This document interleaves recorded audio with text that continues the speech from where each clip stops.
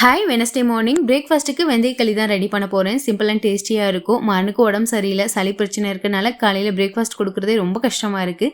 லிக்விடாக கொடுத்தா சாப்பிட்டுப்பா அப்படின்ட்டு வெந்தயக்களி தான் ரெடி பண்ண போகிறேன். சளி பிரச்சனைக்கெலாம் ரொம்பவே நல்லதுங்க. நான் கருப்பு உளுந்து வந்து 1 கப் எடுத்து ஊற வச்சு அரைச்சி எடுத்திருக்கேன். 1/2 கப் வந்து பச்சரிசி, 2 ஸ்பூன் போல் வந்து வெந்தயம், அரிசியும் வெந்தயம் சேர்த்து ஒன்றாவே அரைச்சி எடுத்துட்டேன்.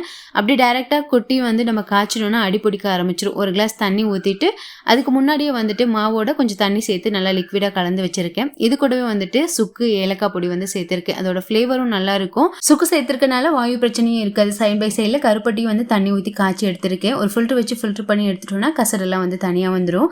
எல்லாத்தையும் சேர்த்து கட்டிப்படாமல் வந்து ஒன்றா கிண்டி எடுக்கணும். இன்னும் நல்லா கெட்டியாக கிண்டோன்னா களிப்பழத்துக்கு ஆயிரும். அதில் நல்லெண்ணெய் ஊற்றி சாப்பிட்டோம்னா டேஸ்ட்டு சூப்பராக இருக்கும்.